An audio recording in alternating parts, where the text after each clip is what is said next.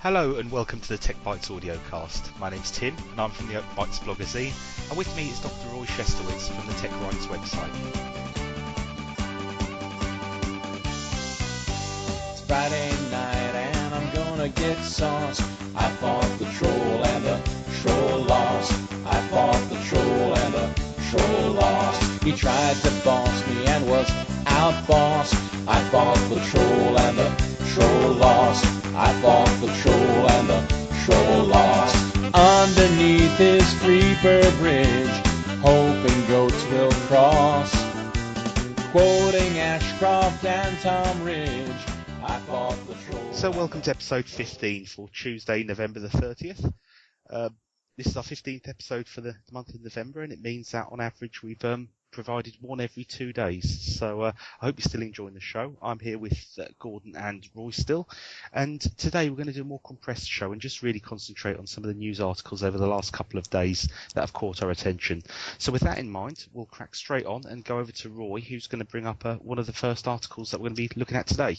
Roy, over to you. Well, the main stories, and I will admit, actually, we haven't had many stories in the past week.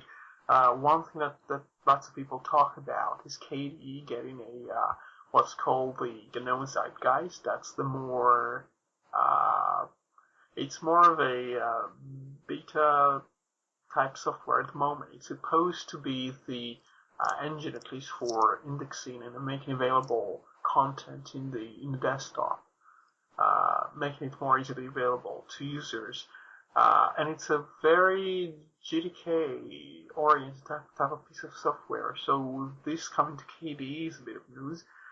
We had all kinds of very nice news about deployments of OLPC with Fedora, I think, and GNOME Desktop and Sugar, and it's quite true to say, I think we have all kinds of quiet deployments of Linux, even if you don't hear about it, and even if it isn't being marketed as a Linux distribution being put in the schools or in all kinds of environments. So I'm pretty positive about that. I'm pretty happy to see more and more people using Linux, and even today I help some people use that. And then when it comes to Ubuntu, it's kind of off the headlines at the moment, but not I don't think in a very good way, because they used to be in the center of things because of controversy, and but I think it was very beneficial to them because they were seen as the main source of news, and everybody was very envious because they got all the attention for a period of about a month, I think, especially in October, and now it's just everything just normal again. And Red Hat 6 has been released, so lots of people talk about Red Hat and Fedora. So if you look at Linux news, you'll find more and more things about Fedora. And I think Fedora 14 has been pretty successful because lots of people talk about it compared to previous releases. And then you have Android, and there hasn't been much about Android or MeeGo, since the AMD announcement. I haven't seen much in terms of news. Debian has just had a small release. As I go down the list, I'm trying to find anything very exceptional, but I think that in general it has been a fairly quiet couple of months. So.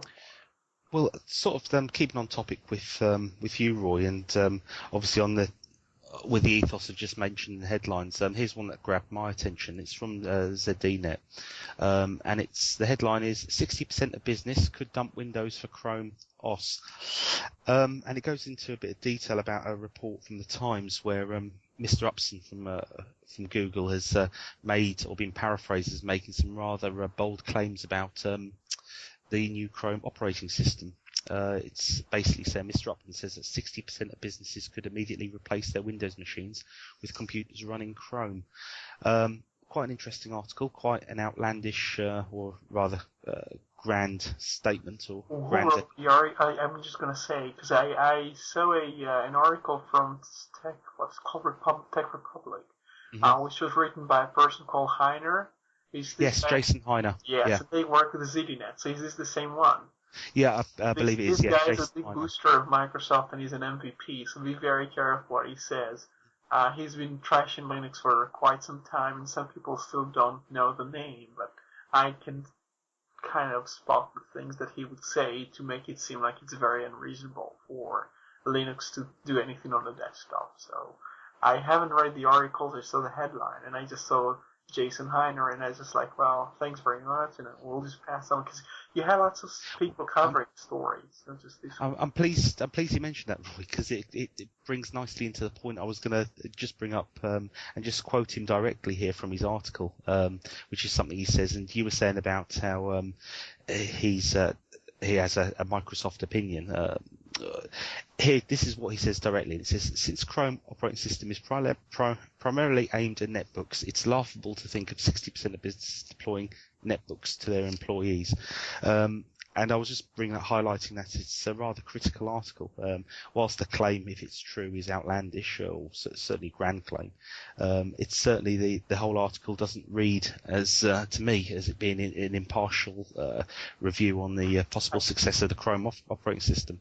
There's a few more articles. I have the talking points I've seen is, first of all, is talking about the timeline. Now, they talk about the first half of 2011. Maybe you can correct me here, but the first time I heard about Chrome, I was on vacation. It was in July 2009. And from what I can recall, they were talking about maybe the beginning of 2011, if not maybe the second half of 2010. And I'm just thinking, well, it's kind of on schedule, I think. Unless Yeah, I was led to believe it was the beginning of 2011. But then that apparently was a delay. I mean, if this article has any element of truth to it, according to this article, the Chrome operating system delayed until 2011. Although I understood it, and I mean, it's a long time since we first started reading about the Chrome idea, the project, but my understanding was it was due out for a early 2011, so it does seem on target. It also makes another claim which I find quite interesting as well. Chrome and Android will merge into one platform, which interests. That's not news. That was Sergey Brin was quoted, I think, in ZDNet or in. I'm trying to think. I can remember it visually, but he was quoted in just about one publication where he actually made this remark, and lots of people kind of were clinging on to this claim that they at least aspire to have one platform. And more recently, it was Eric Schmidt who tried to clarify why they have two platforms. And his explanation was that Android is for touchscreens and Chrome OS is for keyboard or anything else, and more of a full-scale thing. It doesn't have to be for some notebooks or netbooks or something. It has to. It's a platform, and it has. I don't like it because it has lots of limitations, but then they have Chromium OS, and that's kind of a way of saying, look, we also comply, and we do our part. And that's fine, that's great. And I have Chromium browser installed, but I don't use it so much. It's just more of kind of trying to see what it's up to once in a while. But the second thing I was going to say, though, the Google has been accused of using vaporware tactics in here because they don't exactly show you the have they shown the latest build of the software or demo? Or to my knowledge, the last time I saw it, I believe it was even a leak, or an alleged leak, was, I mean, it must have been about a year ago, I would say, to my knowledge, because it was one of those things that came out, and it came out with a big bang, and everybody was talking about it. And then, for me personally, I sort of lost touch with it for a long time, and not a lot was mentioned. And we got distracted by other things and other sort of hybrid cloud-based distros. I got distracted with Peppermint, the Ubuntu sort of cloud hybrid distro, and I never really thought about it again until obviously just started seeing the articles starting to come back onto the forums again. It doesn't feel very open source, does it? Like no. You don't really know what's going on. To a certain extent, it's true with Android, because you don't see many reviews of Android 3.0 or you can sometimes probably get access to certain builds, and a person can get this thing to compile and maybe try and run this, but